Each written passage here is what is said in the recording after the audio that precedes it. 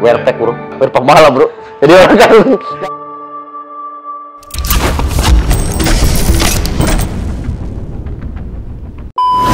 Jadi Kandacong itu nama bokap gua bro. Iya nama bokap gua. Bapak saya asli Sopeng namanya, Kabupaten Sopeng. Dia lahir di tahun 1960, bulan 12, tanggalnya tanggal 31. Karena dulu kalau kita kan di kampung, dulu cuma ingatnya kapan kamu lahir. Lahirnya pada saat zaman si gorila menyerang gitu loh. Dia nggak tahu tahun, belum tahu bulan. Jadi dulu kalau orang tanggal lahirnya tanggal 31 bulan 12 itu kemungkinan kalau di kampung itu cuma ditebak. Cuma ada dua tanggal lahir orang yang ditebak. Kalau bukan tanggal 12 tanggal 12 bulan 7 berarti tanggal 31 bulan 12. Kampung banget bro. Kampung banget. Iya namanya kotanya kota Sopeng. Kalau Sopeng kota Sopeng, kalau Sidrap Kabupaten Sidrap namanya. Pelosok dari Makassar perkiraan sekitar 4 jam.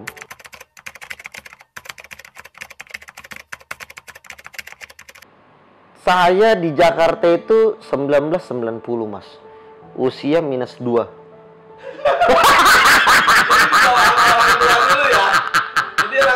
Saya di usianya kasbon. Saya di Jakarta 2013. Iya pas udah wisuda di Makassar, saya sarjana hukum, servis HP.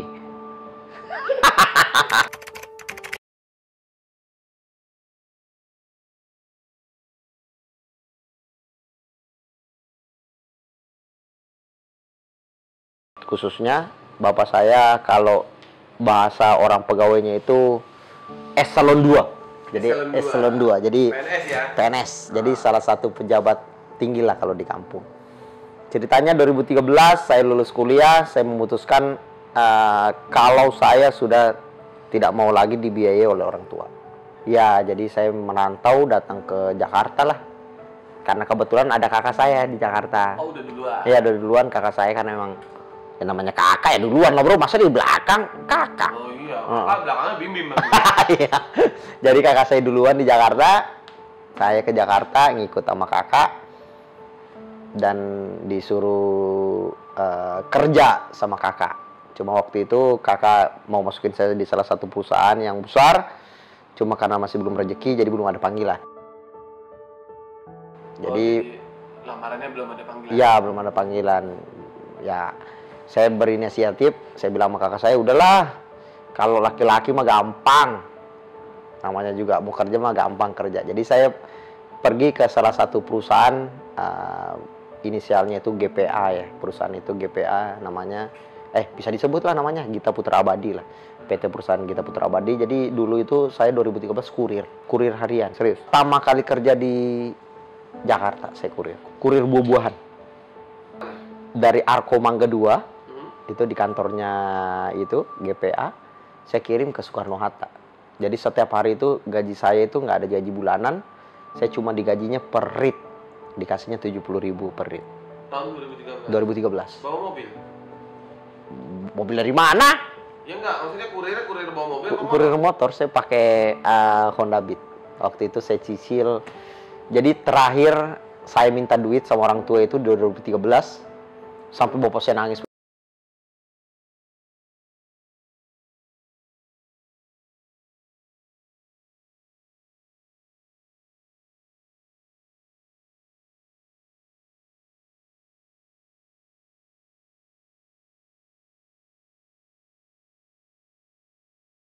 Buat saking dimanjanya sama orang tua, SMP saya sudah pakai Satria FU, bawa Honda Jazz juga. SMP tuh kelas 1 saya udah bawa Honda Jazz. Iya, karena memang orang tua, saya kan anak cowok sendiri ya. Saya cowok sendiri, saya sangat dimanja lah sama orang tua. Jadi pas SMP saya dipakai mobil, udah pakai Ninja RR juga. Nah, SMA saya pakai Ninja 4 tak, terus pakai mobilnya Fortuner, udah ganti. Udah, tapi semua pemberian orang tua? Orang tua, jadi memang saya sangat dimanja. Jadi nggak pernah orang-orang di kampung itu nggak pernah nyangka kalau saya pada saat ke Jakarta malah jadi kurir. Kaget dong. Kaget, makanya pada saat saya minta sama orang tua, "Pak, kasih duit dong Pak, 2,5 juta. Buat apa nak? Buat bayar motor. Itu bapak saya nangis bro. Gue ingat banget itu. Nah di situ saya butuh seorang kakak untuk meyakinkan orang tua saya kalau saya ini udah mau mandiri. Udahlah Pak, lu kasih aja. Gak usah dimanja lagi Wahyu. Wahyu udah lewat masanya untuk dimanja. Karena saya pernah trauma masalah dimanja itu bro. Saya trauma pada saat mau masuk yang namanya Institut Pemerintahan Dalam Negeri. Namanya IPDN. Dulu 2010 saya daftar IPDN nggak diterima. Ya karena saya waktu itu berharap orang tua bisa lah nyogok kiri kanan lah apalah. Tapi nggak lulus, ya mungkin Allah juga mau besar lah. Allah malah nggak naruh rezekinya di sini. Jadi 2013 itu saya minta duit sama orang tua, Pak kasih 2,5 juta, nggak mau, kakak saya lah yang yakinin. Udahlah, kasih, biarkan dia mandiri, cari jati diri. Jadi saya dikasih 2,5 juta, saya belilah Honda Beat. Second? Baru. Jadi DP-nya kredit. Iya. DP-nya 2,5 juta, cashback-nya 1 juta. Cicilannya 686.000. Ya udahlah. Saya mikir kalau pada ada motornya di cicilannya gimana cara bayarnya, Bro? Ya. Bisa aja sih gue tinggal telepon bokap, Pak bayarin. Udah kerja? Belum, saya jadi kurir makanya. Jadi saya kan jadi beli motor dulu, kerja. Tadinya mau berharap udah diterima pekerjaan kan, udah langsung lamaran kan. Karena kakak saya juga di sini di Jakarta ini salah satu pegawai juga lah. Nah, makanya saya minta tolong sama kakak biar dimasukin di surat lamaran pekerjaan saya itu kalau kita ini saudara biar lebih gampang diterimanya. Tau-taunya nggak dipanggil-panggil juga. Jadi saya malah jadi kurir dulu. Jadi kurir daripada motor nggak kebayar. Jadi kurir, saya kurir harian 70.000 bro. Nah nggak lama saya jadi kurir 2 bulan tuh. 2 bulan saya jadi kurir. Kakak saya ngeliat. Jadi pas pulang dari kurir, namanya kita kurir motoran, hujan bro waktu itu. Hujan, saya nyampe rumah. Karena kan dari Arko Mangga 2 sama perumahan kakak gue tuh lewat. Jadi sejalan, ngelewatin. Jadi saya berhenti di rumah kakak, minta handuk. Sudah kedinginan, udah bener-bener kedingin, udah bayangin kalau dari Arko Mangga 2 aja ke Soekarno-Hatta. Dan rumah kakak saya kan dekat dari perumahan sini juga. Lewat saya minta handuk. Nah, di situ kakak saya sampai nangis kan. Kamu kerja apa sih, Dek? Kamu kan sarjana hukum. Enggak, saya HRD. Mana ada HRD? Iya, mana ada HRD, itu di motor kamu ada buah.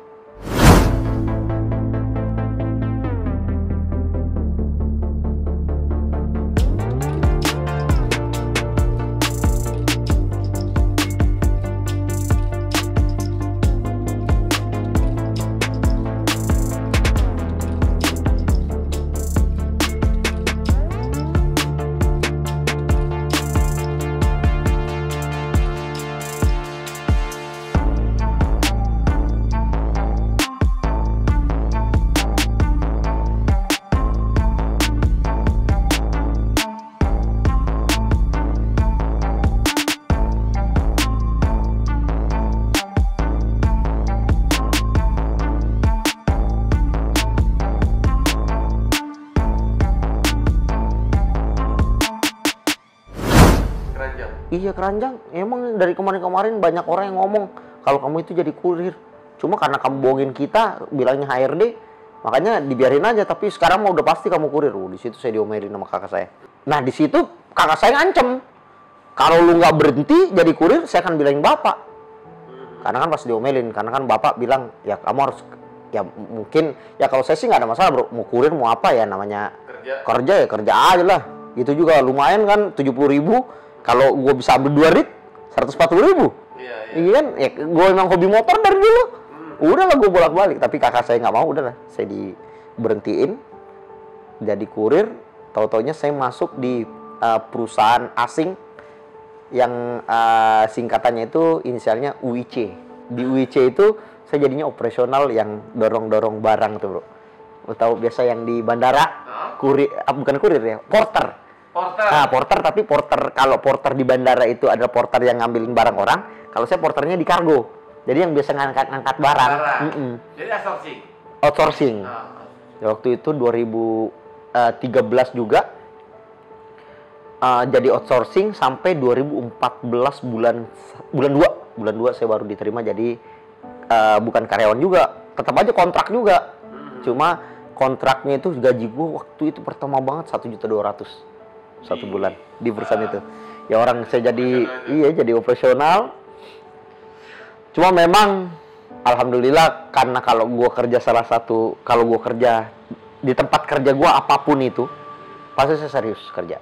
Jadi saya jadi porter cuma sekitar 2 bulan apa 3 bulan saya dinaikin jadi operasional staff operasional karena memang saya punya skill berbahasa Inggris, saya bisa bahasa Inggris jadi ada skill khusus lah. Jadi saya diangkat jadi staff kantor waktu itu, udah naik lah gaji saya jadi 1.700.000 naik gope. Udahlah saya terima kerja alhamdulillah. Dari 3 tahun saya bekerja di perusahaan itu, singkat cerita saya 3 tahun the best employed, 3 tahun jadi karyawan terbaik terus. Tidak pernah sakit, tidak pernah tidak pernah melanggar, baju masuk terus kayak manajer, padahal mas staff. Tapi ya alhamdulillah, ternyata berkatnya ada hikmahnya dari situ. Berkah Allah malah ngasihnya di situ. Nggak lama, 3 tahun waktu yang singkat. Tahun pertama saya the best employed diangkat jadi supervisor. Tahun kedua saya the best employed lagi diangkat jadi assistant manager. Tahun ketiga saya the best employed lagi diangkat jadi manajer. Disitulah jenjang karir saya, puncaknya jenjang karir saya. Dari operation di perusahaan asing yang memiliki karyawan lebih dari 300 karyawan, saya bisa jadi karyawan terbaik, masuk 3 besar terus karyawan terbaik. Jadi saya pas jadi manajer, nah disitulah namanya manusia ada yang timbul namanya sosok angkuh. Jadi waktu itu saya sempat terpleset dalam artian saya sudah terlalu besar kepala, udah angkuh gua itu angkuh. Saya ini dari bawah, saya bisa jadi manajer ini karena saya pintar. Saya bisa jadi manajer ini karena saya dekat sama bos. Saya bisa jadi manajer ini karena saya produktif. Nah, itulah sifat angkuh. Nah, waktu itu senior manager, salah satu senior manager saya pensiun. Udah lewat umurnya kan. Nah, saya waktu itu udah bercita-cita tuh, saya harus jadi general manager. Masa saya dari operasional bisa jadi manajer, saya nggak bisa jadi general manager. Nah, pada saat itu saya yang meminta. Jadi jabatan bukan lagi dikasih, saya ngajukan. Saya mau jadi general manager. Nah, pada saat itu salah satu manajer yang ada di sana, salah satu director ngomong kalau nggak bisa. Nah, saya juga waktu itu ya karena saya nggak dikasih alasannya kenapa nggak bisa, saya besar kepala. Kalau nggak bisa saya akan keluar dari perusahaan ini.